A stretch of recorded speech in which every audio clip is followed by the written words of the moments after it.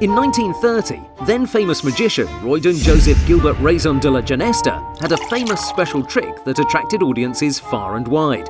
An escape trick. Genesta claimed the ability to escape any water barrel or milk can in a matter of minutes before drowning.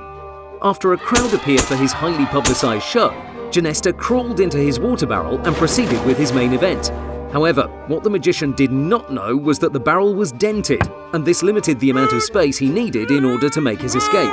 Realising this fatal flaw too late, Genesta subsequently drowned, trapped inside the water barrel. Madame Dolinsky, a Polish magician working in Germany, was preparing for her signature trick, stopping a bullet before it punches the body.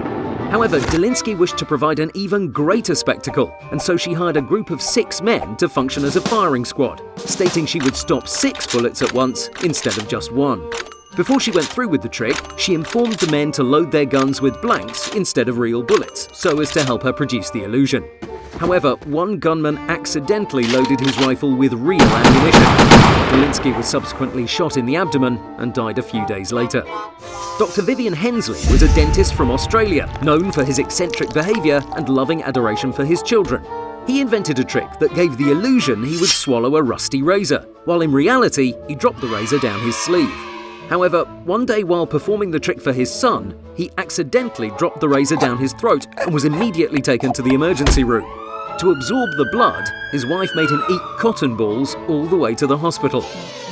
Carr the magician, real name Charles Rowan, was a daredevil escape artist whose fetish involved lying in front of a speeding car while wearing a straitjacket. Carr would wriggle his way free in the short time span of a few seconds and dodge the car right as it rolled by.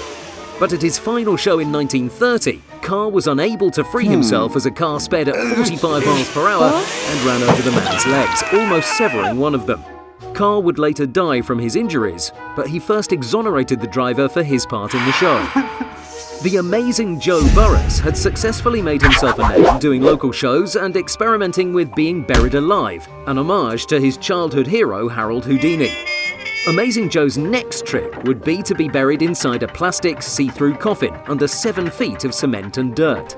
As many gathered to watch the miraculous escape, wonder turned to horror, as Joe's miscalculations for the strength of his coffin ultimately became his downfall. The cement, being too heavy for the plastic exterior, collapsed through Joe's coffin and crushed him to death before the trick could go anywhere.